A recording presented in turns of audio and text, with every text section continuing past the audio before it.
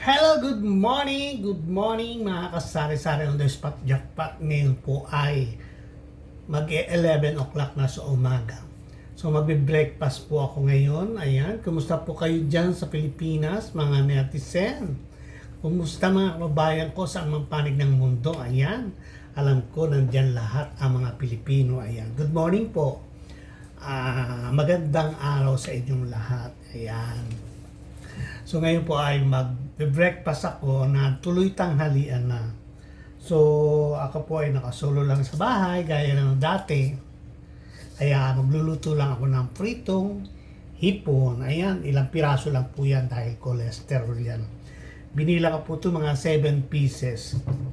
Good for 1 meal na yan. Mamaya na lang ako magluluto ng may gulay. Tapos ay magluluto ako ng adobong mani. Ayan. Yan po ay fresh. Kariwa pa siya. Lulutuin ko po siya mamaya after ko makapag-almusal. So, parami lang akong hinandang bawang sa kanya. Pero magprito muna po ako ng pang-almusal ko. Ayan. Kahapon hindi ako naka-upload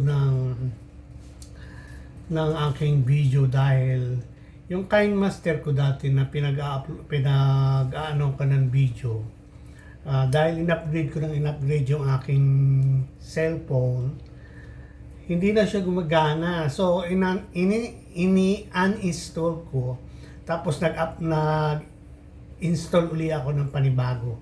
So, hindi na ako makapag-upload ng double na video. Ginagawa ko ngayon yung raw video na direct to the YouTube na. So, ayan, suggestion po kung paano ko may link. Kasi pag nag-upload ako, pag nag-export ako, lumalabas doon, hindi ako makakapag-export dahil may chene-chene, ana-ana, hindi ko naman maintindihan. So, mamaya baka meron akong makita na mag-aayos. Ayan. Kasi gusto ko minsan, mag-video ko ng ganito, tapos another sunod naman, hindi kagaya nito, dire-diretso lang siya. Tapos yun, i-upload ko na sa YouTube. So ayan, ganun po talagang medyo hindi lang medyo, talagang mahina po ako sa mga ganito na bagay. Ayan. May mga bagay tayo na kahina, may mga bagay tayo na magaling tayo, syempre. So ayan, magluluto muna ako ng breakfast na hipon. Minarinate ko na yan sa crunchy. Ayan. So ayan, at may mainit na tayong mantika. Hindi ako naglagay ng maraming mantika kasi para hindi tayo masasayangan ng mantika. So ilagay na natin to. Ganyan lang kasimple yung almusal ko. Mga kasari-sari pa.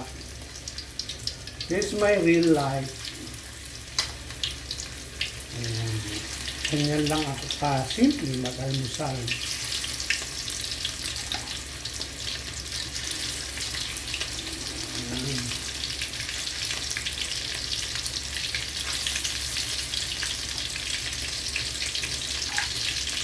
Lutuin natin sa mahinang apoy lang siya.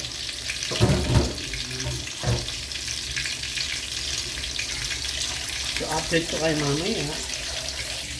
At habang nakasalang yung aking nilulutong almusal, ay nagbabalat na ako ng bawang para sa ating peanut. Kailangan maraming bawang para masarap ang ating peanut.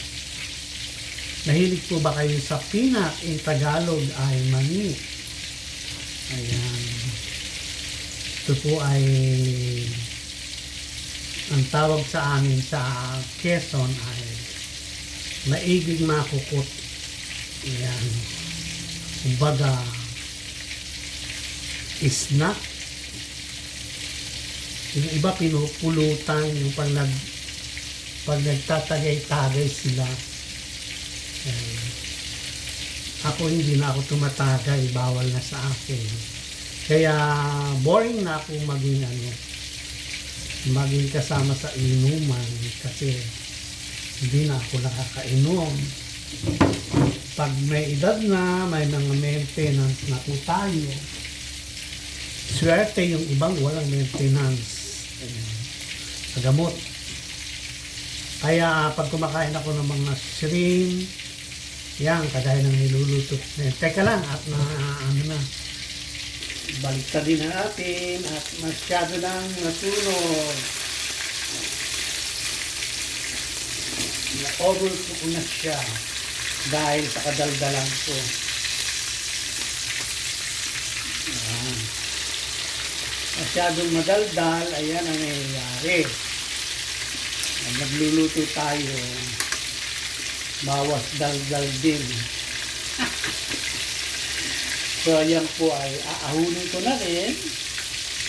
Ayan. At luto na naman siya. Kaya atin ang ahunin.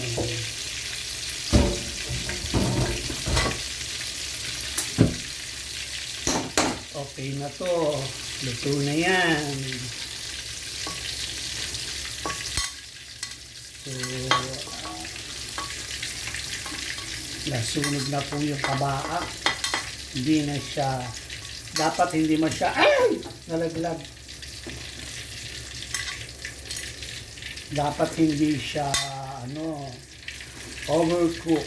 Yan. So, ayan. At yan lang po yung aking ulam ngayong breakfast. Tapos maglagay ako ng isang egg. Ayan, nagprito ako ng isang egg. Yan ang tinatawag na ito. Lagyan natin ng konting salt and estrelladong islog.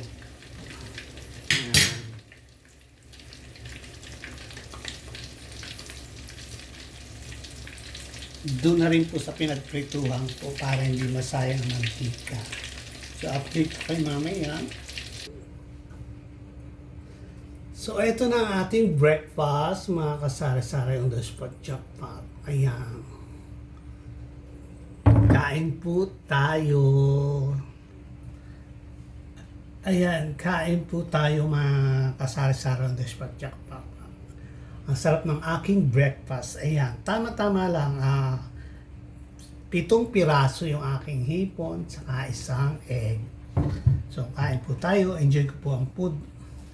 Okay pa naman po siya. Hindi pa gaanong toasted. Ayan. Sarap. Thank you, Lord.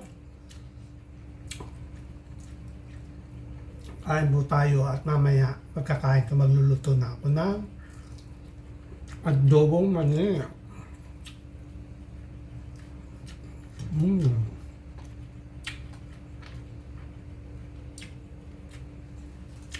Kailangan moderate na din ang pagkain ng mga kalitong hipon.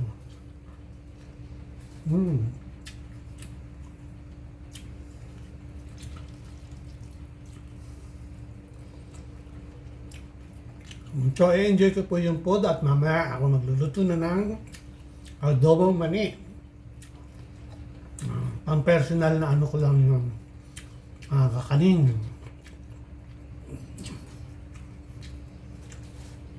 Ayan, kumakain pa rin ang lola nyo. So, 2 na lang piraso, ibig sabihin, matatapos na ako. Lakas kumain.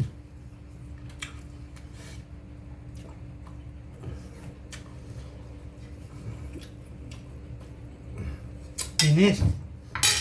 Ayan. At magluluto na po tayo ng adobong mani.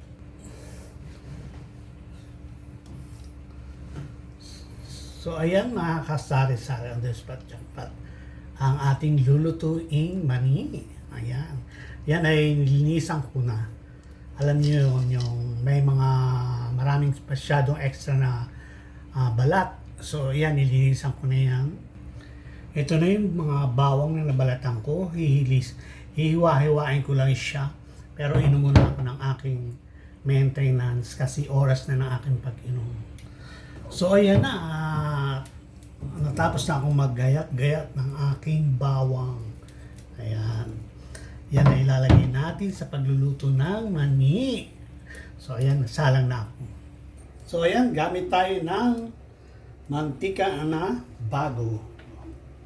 Ayan, huwag tayo gagamit ng lumang mantika. Ayan.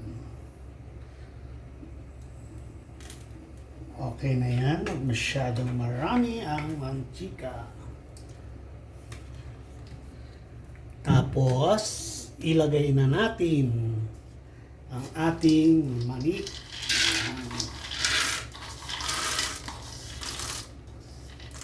Ayan. Nalinisan ko na yun, pero meron na iwan pa rin. Oh. So, ayan. Maganda yung double ang cleaning. Tapos, ay ilalagay na rin natin ang ating bawang. Ayan. So, ilalagay na rin natin ang ating bawang na kasing dami ng peanut. Ayan. Chars. Paano raw ba malalaman kung luto na ang mani? Siyempre, pag daw po mapula na ang bawang, ibig sabihin, luto na rin ang mani. Ganun po yun. So, update ko kayo mamaya. Kasi ang bawang ay puting-puti pa. So, pag nag-brown na ang ating bawang, indication na luto na rin ang ating mani. Ayan.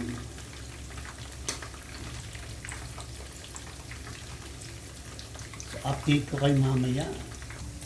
Ayan mga kabayan, habang niluluto natin ang ating mani, ay pasensya kayo sa itsura ko. Ayan. Pag po nasa bahay ay ganito talaga. At sa tunong buhay ay ganito talaga ako. Ayan. So, hindi na po ako nagpapaganda o nag-aayos bago mag-video. Ito po ay raw video. Hindi po ako nag-i-edit kasi hindi ko masyadong nakasanayan. So, ayan po, pasensya na kayo sa itsura ko. Kumbaga, ay ito yung ako talaga. Walang ka-etchosan. Ayan. Kasi may mga iba tayong mga kasama na talagang preparation talaga sila bago mag-video. Pero minsan naggaganon din ako pero hindi naman masyado. Tingnan ko muna yung niluluto ko at baka sa kaartehan ko ay masunog naman siya. So ayan at medyo pumupula na yung ating bawang. So kailangan tayo sa low heat. Tapos, ating halu-haluin naman. Malapit na ito mga... Tapos, nag-brown na yung ating ano. So, counting brown pa. Para maganda yung luto ng ating mani. So, ayan. At brown na yung ating mga bawang sa mani. So, pwede na to. Atin ang ahunin.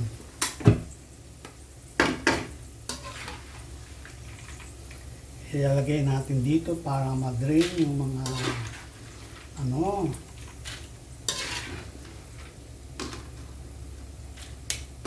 Salin lang po natin. So ayan, at tayo ay tapos nang magsalin ng ano ng peanut. So, napakaganda ng ating peanut. Ayan. Ngayon ay patutuloy natin siya. So, napakaganda po ng ating peanut. So, ngayon ay nakatulo na yung mantika ng ating peanut. Isali natin dito. Ayan. So, lagyan natin ng konting salt. Ayan. Tapos, haluin natin. Kasi, kailangan lalagyan mo siya ay medyo mainit pa. Lalagyan mo ng konting salt. Tapos, lagyan natin ng konting Ajinomoto. Konti lang siya. Ayan. So, haluin lang natin. Ang bango-bango po ng ating peanut. Roasted peanut. So, ayan po. Ayan. Pang sarili lang yan. Pag nanonood kayo ng mga palabas.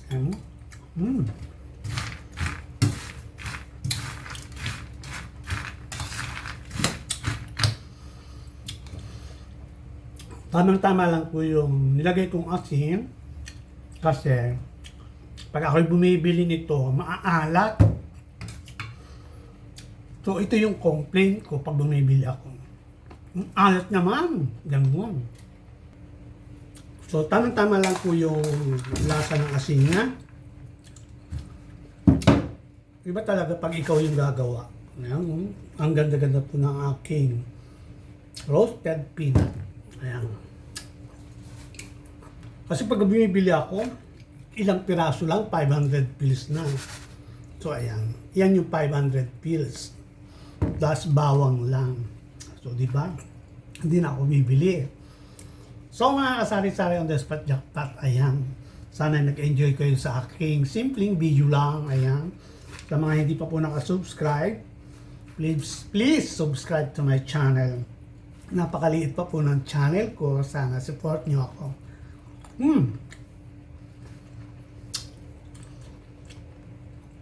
Tama-tama po yung luto. Talagang totoo na pag sinabing brown na yung garlic, ay luto na rin yung peanut. So, ayan. God bless po sa lahat. Thank you sa mga subscriber ko. Sa aking family, ayan. Thank you. At bukas ay ako may work na ulit. So, see you on Monday. Ay, Monday, wala akong day off. Straight. Dahil Eid na kami. So, problema ko ang paglalaba. Pag ganyan na walang day off, namumroblema ako sa paglalaba, tamad po ako maglaba.